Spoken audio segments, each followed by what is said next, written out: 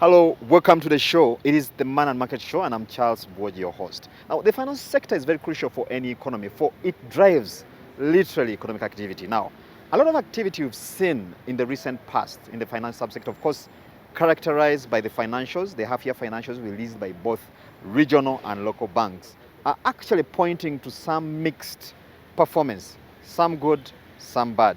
But then also the icing on this is the proposal by the central bank to increase the minimum capital requirements for financial institutions. Now, we'll be putting that into context in this first segment of the show.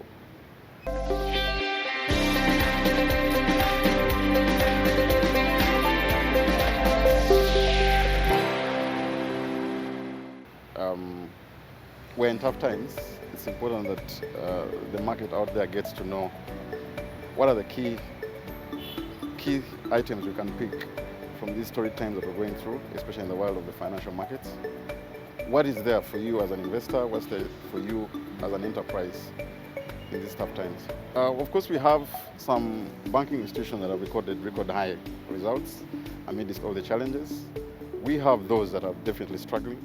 But there are a couple of factors that inform these results. One, we have for the first time realized that some commercial banks have resistance to the pressures and to the shocks. Basically because of the few practices they have internally, a few governance structures, a few management initiatives that they have taken. But for now, I want us to ask ourselves, in a time where literally no one was banking, in a time where everyone was under lock, what was there to do with a commercial bank? Okay? How do you diversify during those times? Now we know that we might have a third wave, a fourth wave, a fifth wave. This is a virus. We're not certain of the future. So what practices have driven for those that have had an uptick in the revenues?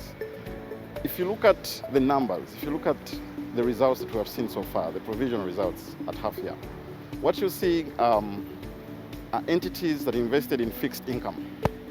Commercial banks that went in for bonds, for treasury bills, that switched their goal plan to investing in risk-free assets. You realize that they have yielded very good results. You realize that they hardly feel the pressure of these COVID lockdowns that we've gone through. Now, there are those that are focused on purely non-funded income. Okay? They are focused on client transactions. They have pushed clients to transact electronically. They have pushed clients to use services, online banking, the banking apps. Now, the little fees that seem little have paid off finally. Why? When everyone was at home, the only way they could access banks was using the online platforms. Now, for every transaction that happened at that point, banks were collecting a small item. Okay?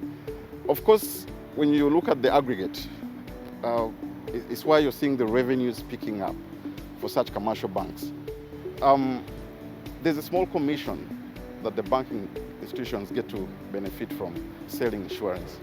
Remember, this is non-funded. The bank has not put out any capital to offer bank assurance service. They're just earning a commission as a financial institution. So these revenues that every other financial institution was ignoring are starting to be paramount in your day-to-day running of the business. Look at how much insurance had to be picked, especially medical, during these tough times. How much commissions have been collected by the banking sector? Those are the results we are seeing with the financials. Now, we have a challenge. There are those that have seen a drop in the revenues. What could have been the cause? Again, it's purely impairment. Now, Charles, impairment management doesn't have cast in stone. Based on the portfolio you have, the book could behave in a certain way across the continent. So what are you seeing? The entities that took a while to respond in terms of managing portfolio were hit hard by impairment. So the write-offs have literally washed away the bottom line for most of the financial institutions. And we're continuing to see more write-offs. Why? Very many enterprises have closed. Very many clients have lost contracts. The expatriate community has literally stopped transacting. You're not seeing any foreign direct investments. So at the end, the local enterprise that we have, the grassroots, has not had any access to cash. So what happens? They cannot pay their facility in the bank.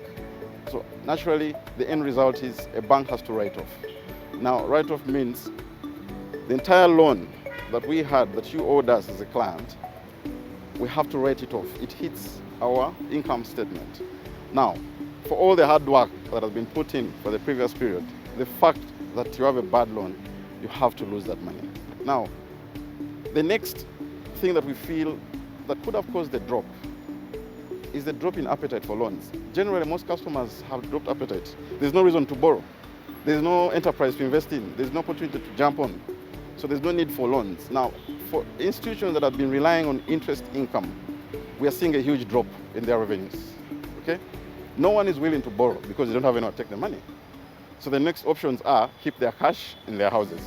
Okay? Or stay with the little that you have. Now, if as a bank, your reliance was purely on interest income, that's the hiccup that you're seeing right now. There's a drop in deposits. Now, Charles, banking institution, deposits are their blood. Okay? It's a cash conversion cycle. It's for them, until a bank has deposits, they won't be able to trade, literally. Why? When customers don't bring deposits to the bank, a lot happens. It means financial institutions won't be able to participate in the interbank. It means financial institutions won't be able to participate in the fixed income market. It means they have no blood, for lack of a better word. Now, the less deposits we have seen in this period, for about 1.5 years or 2 years, we call it, the less income some banks have recorded. Now, we take this for granted. You've had scenarios before where we've had a run on the bank. We call it a run on the bank, where one small hiccup causes clients to withdraw their cash from the banks. When you withdraw your cash from the bank, it means you're depriving it of its blood. So banks that have hardly had any deposits during this time, especially those that don't have alternate channels to attract the deposits. They don't have the point of sale machines. They don't have cash collection centers. They don't have bulk collectors. It means they have hardly had access to any deposits. And deposits are the most free cash you'll ever get. Because most cash, especially for banks, they look out for the cheap deposits. If you bring me a fixed deposit and I have to pay you interest on it, you might as well just take it. Okay? We prefer a client who has brought their cash and it's free and they're just trying to save it in the bank. Then the bank will go ahead and use that cash and multiply. If a bank is required, if the shareholders of a bank are required to increase their core capital, what does it mean? There are so many things we're going to see in the market in the next few months. That's my proposal. That's my projection. We could see a merger happening because shareholders may not naturally have the cash seated there to increase the core capital. That's number one. Two, we could see an acquisition. Most likely, the smaller banks or the less capitalized banks might be washed out of the market. Why? So either you mark it up or you step out. So the options they have are to run around the globe, raise capital, and reinvest into the business. Alternatively, they could think of a merger. Now, for the consumer, is there an opportunity for us? Yes, there's an opportunity for us. The higher the core capital of a bank, the higher the single obligor limit for them. So if you have so many banks whose single obligor limit is very small, it ties down those who want to acquire big loans from the commercial banks. So for us as the consumers, there's an opportunity in this. Think about it. You're going to have more bigger banks whose appetite for debt is going to be a little higher, whose ability to dispense large loans is going to be possible. So possibly it could save us from the hassle we've been going through to pick cash from abroad and invest it here from bigger banks abroad. So if we create 10 bigger banks, you're better off than having 30 small banks who cannot take care of the needs of a typical investor in Uganda. We can't sit comfortable where the world is moving so fast. Globally, commercial banks have diversified on how they do business. The mortgage business has picked up in the Western world. The card business has picked up. So either I see this as an opportunity and think of a merger, or withdraw and lose out on the big opportunity that comes with this. We have oil coming up. The requirements for investment in the oil sector are definitely going to be very high.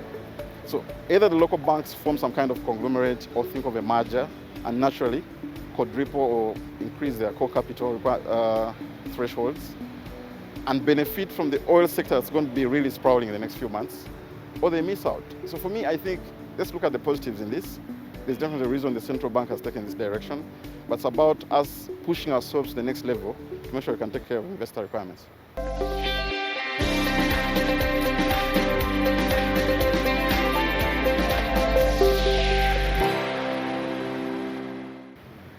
Well, that brings us to the end of the first segment of the show. Now, we're paying special attention. That's why we merged our two segments to actually put the developments in the finance sector in much better context. But we'll be back after this break.